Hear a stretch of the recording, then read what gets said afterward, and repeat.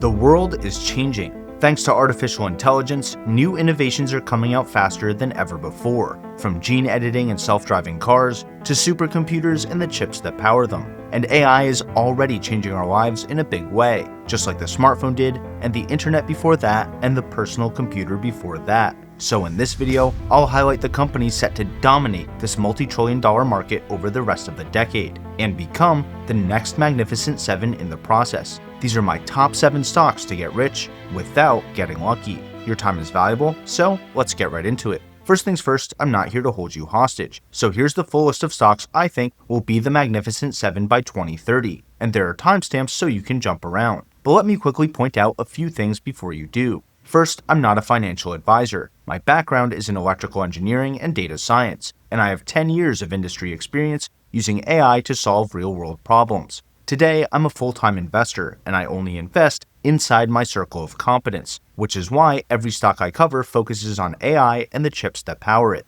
I always buy stocks for the long term, and I share my research for educational purposes only. And second, I had to kick Tesla, Apple, and Google out of the existing Magnificent 7 to make this list. That doesn't mean I think they're bad companies or bad investments. I just don't think they'll be in the top 7 companies as generative AI reshapes the stock market, and I'll explain why later in the video. Alright, with all that out of the way, let's talk about the new Magnificent 7 for the AI era. In my last video, I compared the generative AI revolution to the mobile internet revolution that came before. I used this case study by Morgan Stanley Research to highlight a few key points. First, general purpose technologies like computers, wireless internet, and generative AI can take a decade or more to reach mass market adoption, so we're still very early in the AI cycle. Second, tech cycles tend to be broken up into 3 parts. For the mobile era, there were semiconductors, the infrastructure built on top of them, which includes both data centers and personal devices, and then the high-margin software and services that run on top of that. And I expect the AI era to follow the same trend, where AI foundation companies are the ones building AI chips, foundation models, and even the data centers running them. AI infrastructure companies will make AI-enabled hardware and software platforms. For example, NVIDIA's Drive AGX Hyperion platform, which is a fully integrated sensor suite, an AI compute chip, and an entire software stack for autonomous vehicles. Another example would be Palantir's software platforms, which let other companies build things like data pipelines, ontologies, and custom automations using AI, forming the infrastructure for the rest of their business. And the third category is AI agents, both digital and physical. On the digital side, we have companies like OpenAI and Anthropic, which have their own foundation models and AI infrastructure, but their actual revenue comes more and more from the AI agents built on top of them. And on the physical side, we have companies like Tesla and Waymo, with products and services for end users, like self-driving cars and the autonomous ride-hailing networks built on top of them. Speaking of electric vehicles, one of the best nonprofits fighting for clean energy just launched their biggest electric vehicle raffle ever, with proceeds going to the CCAN Action Fund, the sponsor of this video. There are 3 reasons that you should grab a ticket right now. First, your odds of winning have never been better. Each ticket gives you 3 chances to win, and only 10,000 tickets will be sold. Second, the prizes are awesome. The top winner can choose from a Rivian SUV or truck, a new Lucid Gravity or Lucid Air, or a Porsche Macan or Taycan. Second place gets the Hyundai Ioniq 5 or the Volkswagen ID Buzz, and the third place winner gets a Chevy Equinox EV. And the third reason to grab a ticket is to support the CCAN Action Fund's fight for clean energy nationwide. So that means great odds, great prizes, and a great cause. Tickets are just $200, and to enter, just go to www.evraffle.org, scan the QR code on your screen, or click my link in the description. And a big thank you to the CCAN Action Fund for supporting the channel and making the world a greener place. Alright, so the current Magnificent 7 are companies that span multiple categories in the mobile era. They build their own chips, they have their own infrastructure and edge devices, and huge software ecosystems built on top of them. And I think the next Magnificent 7 will do the same. They'll have their own specialized chips and foundation models, their own hardware and software infrastructure that runs on top of them, and AI-powered products and services for end users on top of that. That's why the first company on my list is Microsoft. Microsoft's Azure AI infrastructure is probably the most comprehensive AI platform on Earth. They're investing $80 billion into their data centers this year alone, on top of the $50 billion they invested last year to support more advanced AI workloads and upgrade their Azure Maya AI accelerators. And they're already seeing returns on those investments, with Microsoft Cloud generating over $42 billion a quarter ago, which was up 22% year over year. But remember, that's just the foundation. On top of that, Microsoft has their Azure AI Foundry, which is an end-to-end platform for building, fine-tuning, and deploying AI applications that already supports almost 2,000 AI models. And they're building a lot of infrastructure for AI agents, including multi-agent orchestration engines to coordinate teams of agents, and their whole Copilot ecosystem for human-AI cooperation. And of course, the third layer would be all the end-user products and services that they're adding AI agents into over time, from Windows and Microsoft Office to Visual Studio, Dynamics 365, and GitHub.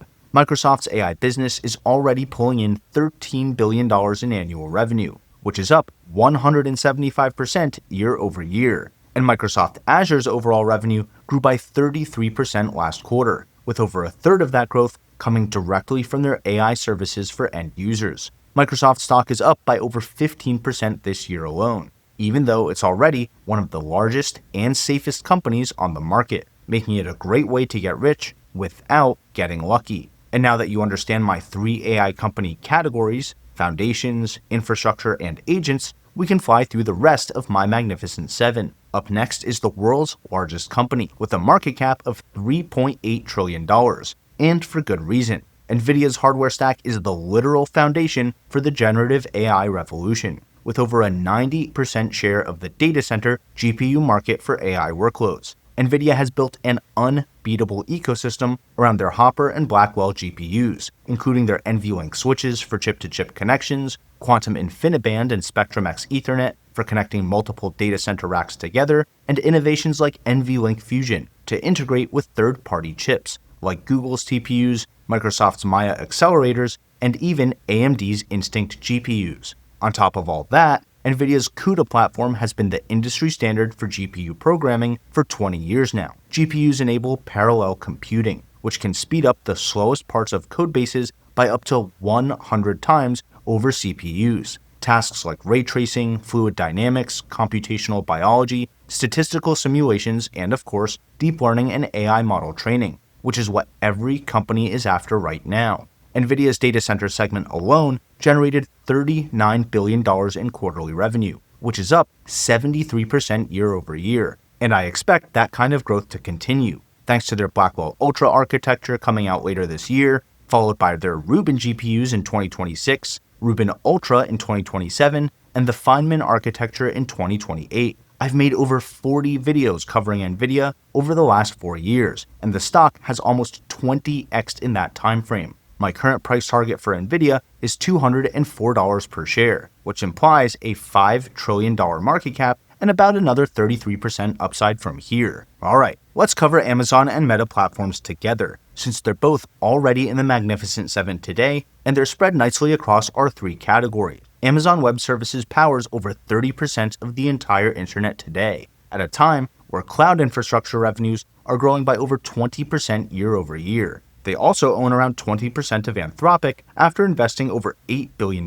in them. Speaking of investments, Amazon is investing over $100 billion into their cloud and AI infrastructure to meet the insane demand for generative AI. That kind of scale means AWS could be the only serious competitor to NVIDIA's data center business, at least for specific kinds of AI training workloads where their custom Trainium 2 chips can be around 33% more efficient than NVIDIA's GPUs. AWS is Amazon's most profitable business unit by far, generating over $100 billion per year at close to 40% operating margins. So owning it alongside NVIDIA is another great way to get rich without getting lucky. And that's just the data center side. They also have their Bedrock platform for deploying AI models and AI agents like Amazon Q and Alexa Plus. I think a lot of investors are really sleeping on Alexa's potential to be the world's most powerful digital assistant, given how many devices it already works with and the fact that it's already on Android and iOS. Likewise, Meta Platforms is adding AI services to Facebook, Instagram, WhatsApp, Messenger, and Threads, each of which deliver highly targeted ads to billions of users across Android and iOS, with Meta AI nearing 1 billion monthly active users on its own. Meta is using their massive war chest to go all in on AI. For example, they bought 49% of Scale AI for $14.3 billion.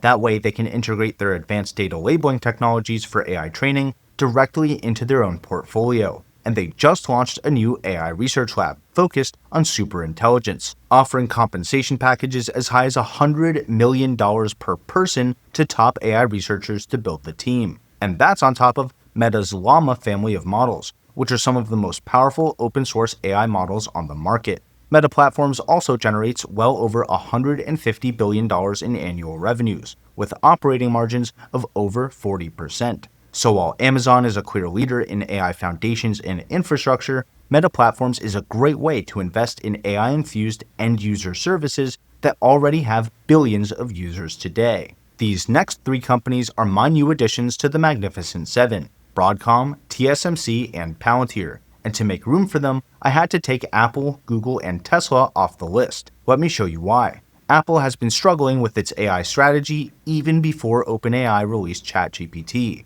Siri could have been the world's best AI assistant. Apple Intelligence could have been the best AI agent at the operating system level, executing tasks across multiple apps and even devices ranging from the iPhone and Apple Watch to the AirPods, iPads, and MacBook Pros. And because of all those devices, Apple has the most detailed dataset on their customers, everything from health data and payment preferences to texts, emails, and schedules. The list goes on and on, all of which they're doing absolutely nothing with. Well, except for threatening to replace Google as their default search engine. Google is the second company I removed. Google has an incredible tech stack that includes Google Cloud, Chrome and Workspace, YouTube, and Android versions of every Apple device on the market and then some. But it's clear that Google has been on the back foot this entire time, responding to new AI innovations instead of creating them. And while I love their products and I'm happy to be a shareholder, it's obvious they won't win the AI race by playing defense. So, like Apple, I expect the company to do well over the AI era, but they won't be leading the charge. The third company I removed was Tesla because of one single 4-letter word: risk. There's a lot of technical risks associated with only using vision for full self-driving, instead of adding in other cheap sensors like radar and LiDAR, which have fallen in price by more than 90% over the last 10 years. There's also regulatory risks. Even if Tesla's cars can reach level 4 or 5 autonomy on paper, regulators might never approve their sensor systems, since there's no redundancy in heavy rain, fog, or even just bright sunlight in reflective areas. And that's not even getting into the key man risks associated with Elon spreading himself over at least 3 giant companies: Tesla, SpaceX, and xAI, or the political risks from his falling out with President Trump. And all of that is on top of all of the business risks that come with automotive revenues declining by 20%, net income dropping by 71%, and operating margins falling to a razor-thin 2.1% in the first quarter. That's why I replaced them with the Taiwan Semiconductor Manufacturing Company. TSMC makes over 90% of the world's most advanced chips, including Tesla's chips for full self-driving, the A-series and M-series chips in Apple's iPhones and MacBooks, NVIDIA's GPUs, and Broadcom's ASICs. In fact, AI and high-performance computing now account for about half of TSMC's total revenue, which their leadership expects to grow near 20% per year for the rest of the decade. I actually expect them to grow a little faster than that, as new AI models, devices, and use cases hit the market. In fact, their January through May revenue for 2025 is up over 40% from the same period last year, while they're maintaining close to 50% gross margins as a hardware company. TSM stock has quietly tripled since I started covering it in 2022, and I currently have a $300 price target on the stock, implying a $1.3 trillion valuation and roughly a 33% upside from here.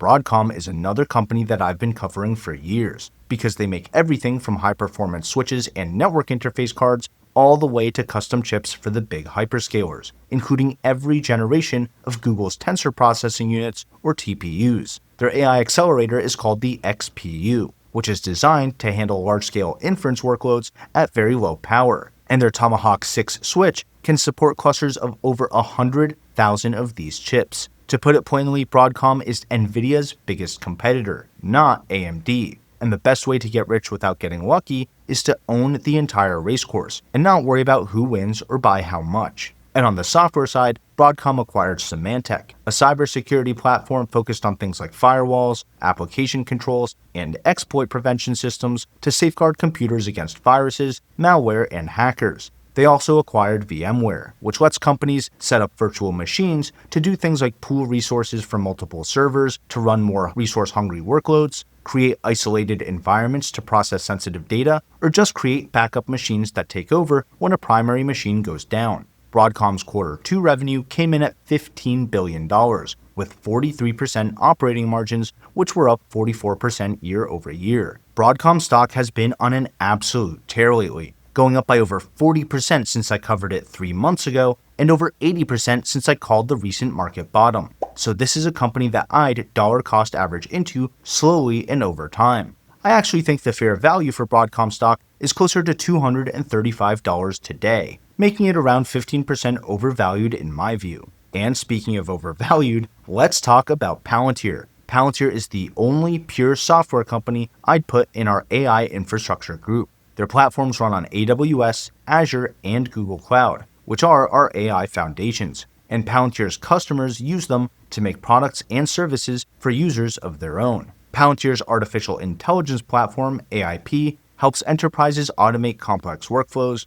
apply machine learning, and even build AI agents without being experts in AI themselves, even in highly regulated and mission-critical sectors with sensitive information. Palantir is my second most covered company, only behind NVIDIA, and there's a lot to like about the science behind this stock. But even though they've been crushing earnings every quarter and growing revenues by 40% per year, this is another company I dollar cost average into, and very slowly at that. Palantir is currently trading at a 400 forward price to earnings ratio, and even the most aggressive discounted cash flow models show its price as twice its fair value. I have no doubt that Palantir will grow into its $350 billion valuation, which is why I have it on this list in the first place. But no matter how magnificent this company could be in 5 years, it's up by over 500% in the last year alone. So there's no shame in waiting for a fairer price on this stock. So there you have it. My Magnificent 7 for 2030